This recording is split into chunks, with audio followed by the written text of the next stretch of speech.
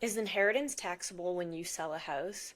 Most people assume yes, but in a lot of cases, you may owe little to nothing, and it all comes down to this one key detail. My name's Anne with Flock and Company Real Estate, and I help people figure out what to do with inherited homes. Because not too long ago, my brother and I were in the same situation.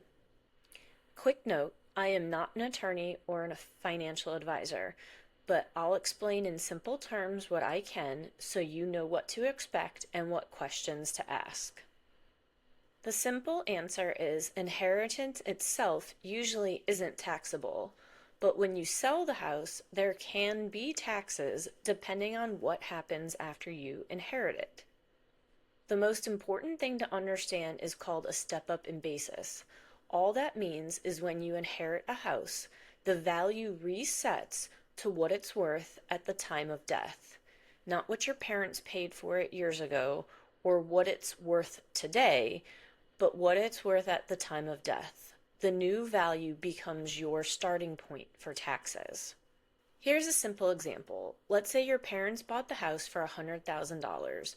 When you inherit it, it's worth $300,000.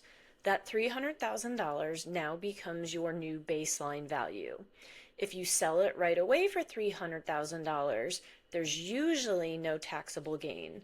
But if you hold on to it and later sell it for $350,000, now there's a $50,000 gain, and that $50,000 could be taxable. From what I see as a real estate agent, taxes usually come into play when you hold on to a property and it increases in value, you turn it into a rental, or you make improvements and sell the home later.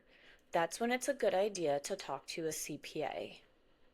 One important thing, if you sell the house relatively soon after inheriting it, there's little to no taxable gain because the value hasn't changed much. You're typically only taxed on what happens after you inherit it. So if you've inherited a house and you're trying to figure out what to do next, the first steps is just understanding what it's worth and what your options are.